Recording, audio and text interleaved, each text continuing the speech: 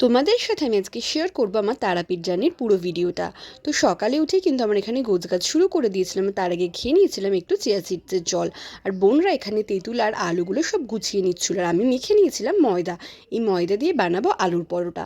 তারপরে সব ময়দা মাখা হয়ে যেতে আমি একটু সকালের খাওয়াটাও সেরে নিয়েছিলাম। খাওয়া দাওয়া হয়ে যেতে আমরা সবাই মিলে হাতে হাতে কিন্তু আলুর পরোটাগুলো বানিয়ে নিয়েছিলাম, যেগুলো খাওয়া হবে রাতে হোটেলে গিয়ে। তারপর আমি স্নান করে সবাই মিলে রেডি হয়ে নিয়েছিলাম ট্রেন ধরার জন্য।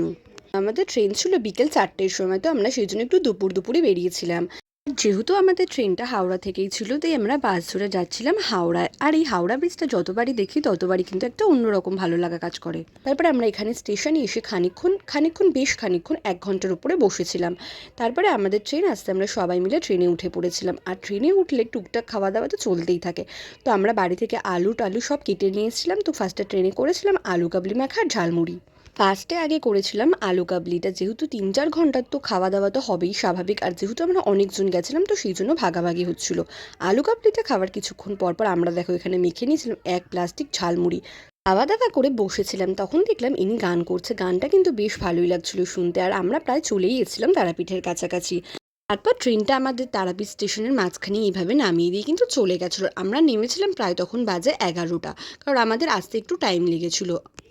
দেখো তোমরা কিন্তু দেখতেই পাচ্ছ যে স্টেশনে কিন্তু কোনো লোকজন ছিল না। আমরা এমনি আগে যতবার গেছি কোনোবার তারাপীঠ স্টেশন থেকে আমরা যাইনি। তো এখানে সবাই মিলে টোটো ঠিক করার পর আমরা বেরিয়ে পড়েছিলাম তারাপীঠ যাওয়ার জন্য। আমরা যেই টাইমে তারাপীঠ গেছিলাম তখন কিন্তু বেশি ঠান্ডাও ছিল না, আবার খুব গরমও ছিল না, ওয়েদারটা বেশ সুন্দর ছিল। তারপরে এসে আমরা একটা হোটেল দেখে নিয়েছিলাম, কারণ আমাদের হোটেল আগে থেকে বুক করা ছিল না।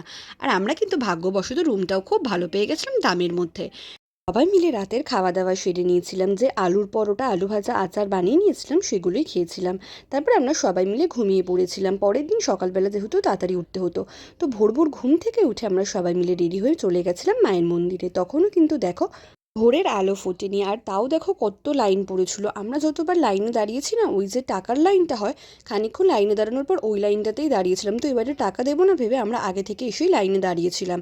তো খানিকক্ষণ 1 ঘন্টা মতো লাইন দেওয়ার পর তারপরে কিন্তু আমরা দর্শন করতে পেরেছিলাম। তাও তো হচ্ছিল না, সবাই মিলে অনেক বলার পর আমাদের লাইনটা ছেড়েছিল। তারপর বাইরে বেরিয়ে এসে এখান থেকে প্রসাদগুলো ভালো করে গুছিয়ে নিয়ে চলে এসেছিলাম হোটেলে। 10:30টার সময় হোটেলে এসে আমরা সকালবেলার খাবার সেরে নিয়েছিলাম, যেগুলো আমরা বাড়ি থেকে এনেছিলাম, যেমন বেসনের লাড্ডু, পাউরুটি, কলা এসব।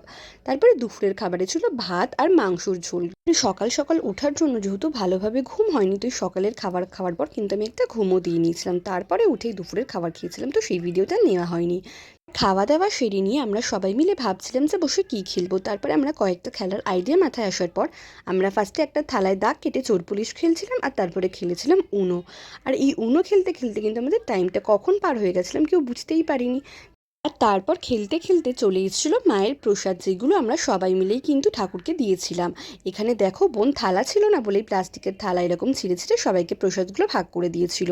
আর এখানে আমার আর বোনের প্রসাদ ছিল। তারপরে আমরা বিকেলবেলা আবার রেডি হয়ে চলে গেছিলাম মন্দিরে আরতি দর্শনে। আগে যতবার এসেছি ততবার কিন্তু কখনোই মায়ের আরতি দেখার সুযোগ আমাদের হয়নি। তো এবারে আমরা আরতি দেখে বেরিয়ে প্রসাদও কিন্তু পেয়ে গেছিলাম, যেটা কিন্তু বেশ ভালো ছিল। তারপর আমরা রাতের খাওয়া দাওয়া সেরে পরের দিন সকালে রেডি হয়ে বেরিয়ে পড়েছিলাম ট্রেন ধরার জন্য। এখানে ট্রেনে খাওয়ার জন্য শসা লেবু সব কেটে নিয়েছিলাম। আর আমরা এখানে একটা গাড়িতে যাচ্ছিলাম 10-12 জন, তো সেই জন্য একটু চাপাচাপি হয়েছিল। আর তারপরে আমরা চলে এসেছিলাম রামপুরহাট স্টেশনে। তো এখান থেকে ট্রেন ধরে আমরা বাড়িতে চলে এসেছিলাম। ভিডিওটা তোমাদের কেমন লাগলো কমেন্টে জানিও, চ্যানেলটা সাবস্ক্রাইব করতে ভুলো না।